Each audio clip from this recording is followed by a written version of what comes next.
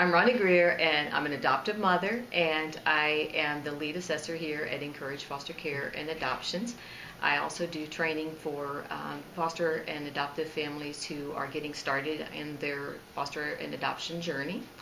And here at our agency, we are receiving at least 25 calls a day for kids that are in need of foster care and or adoption. In Ohio, at any given time, there are around 3,000 kids that are in the permanent custody of an agency and don't have a permanent family that's dedicated to them and are in need of adoption.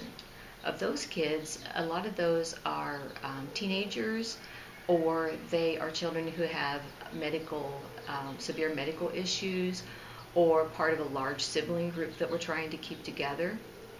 And as far as the referrals that we need homes for kids for foster care, that is mainly teenagers. We have to turn down teens every day because we don't have enough homes that can take teens.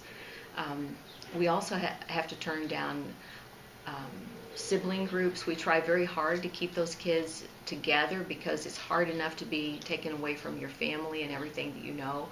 But then to have to also be separated from your siblings makes the trauma even greater for these kids.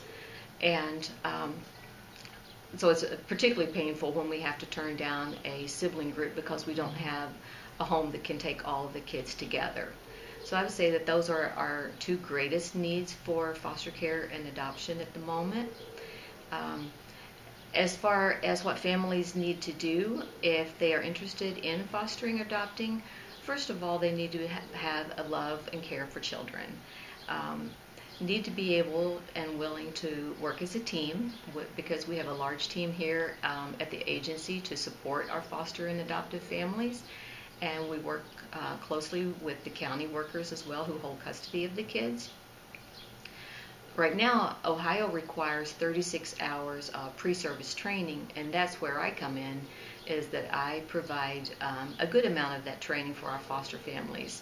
And we actually just finished a pre-service training of 12 families that are getting ready to become foster and or adoptive families for kids here in Ohio. In addition to the 36 hours of training, then Emily or I would come into the family home, do some interviews, really get to know the family, and help the family themselves assess what types of child they might really be prepared to take care of. Also, there's some paperwork involved.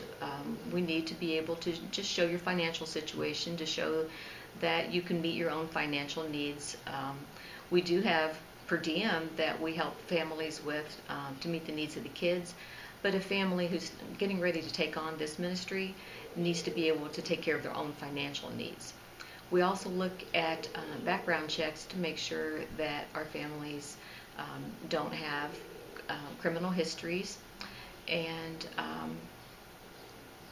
so that's all part of just getting to know the family. And our role isn't really to weed families out, it's to help families get prepared for the ministry that they want to provide for these children through foster care and adoption. Rhonda, what's caused the greatest need for adoptive parents or foster parents? There's a variety of needs that have always been present, but recently in the last couple of years the opiate epidemic has really increased the number of kids that are coming into the system. And I would say especially of those kids that are those little sibling groups that you hear about, 3 or 4 kids. It's usually families with dealing with addiction